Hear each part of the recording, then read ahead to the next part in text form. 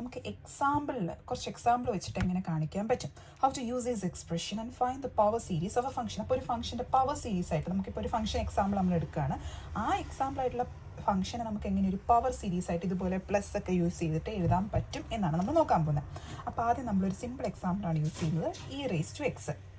അപ്പോൾ നമുക്ക് ഇതാണല്ലോ നമ്മുടെ എക്സ്പ്രഷൻ. അപ്പോൾ ഈ എക്സ്പ്രഷൻ വേണമെങ്കിൽ നമുക്ക് f(0) വേണം, f'(0) വേണം, f'(0) വേണം. അപ്പോൾ അങ്ങനത്തെ കുറച്ച് ഡെറിവേറ്റീവ്സ് നമ്മൾ ആദ്യം കണ്ടുപിടിക്കണം.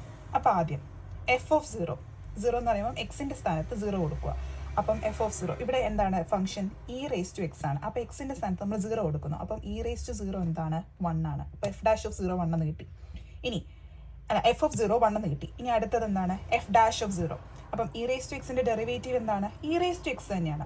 എക്സ്പോണൻ്റ് ഡെറിവേറ്റീവ് e⁻x തന്നെയാണ്.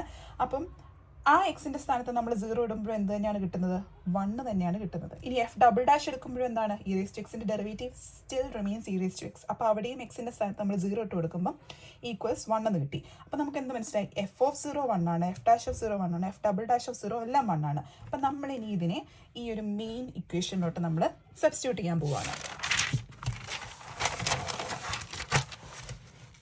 അപ്പം ഇതാണ് നമ്മുടെ f(x) = f(0) + f'(0) × x/1 factorial plus f''(0) × x² 2 factorial plus f''(0) അങ്ങനെ കണ്ടിന്യൂ പോവാണ്. അപ്പോൾ നമ്മുടെ ഫംഗ്ഷൻ എന്താണ് e⁻x ആണ്. അപ്പോൾ f(x)ൻ്റെ സ്ഥാനത്ത് e⁻x എന്ന് എഴുതി. ഇനി റൈറ്റ് ഹാൻഡ് സൈഡിൽ f(0) എന്താണ് 1 ആണ്, പ്ലസ് f'(0) എന്താണ് അതും 1 ആണ്, into x/1 factorial plus f''(0) 1 ആണ്, 1 ഇൻറ്റു x² 2 ഫാക്ടോറിയൽ പ്ലസ് അടുത്ത എന്താണ് f''(f'' എന്താണ് അതും 1 ആണ്, ഇൻറ്റു x³ 3 ഫാക്ടോറിയൽ എന്ന് പറഞ്ഞാൽ അങ്ങനെ കണ്ടിന്യൂസ് ആവുന്നു. അപ്പോൾ നമ്മൾ കുറച്ചുകൂടി സിംപ്ലിഫൈ ചെയ്ത് എന്താണ് 1 plus x/1 factorial plus x² 2 factorial plus x³ 3 factorial നമുക്ക് എഴുതാൻ പറ്റി.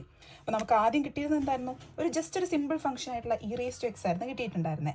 ആ e⁻xനെ നമുക്ക് ഒരു ഇൻഫിനിറ്റ് ടേംസിൻ്റെ സമ്മായിട്ട് എഴുതാൻ പറ്റിയേ, ഒരു എക്സ്പോണൻഷ്യൽ ടേമിൻ്റെ ഒരു സമ്മായിട്ട് നമുക്ക് എഴുതാൻ പറ്റിയേ. അപ്പോൾ ഇതിനെയാണ് നമ്മൾ എന്ത് പറയുന്നത്, മെക്ലോറൻ സീരീസ് എന്ന് പറയുന്നത്.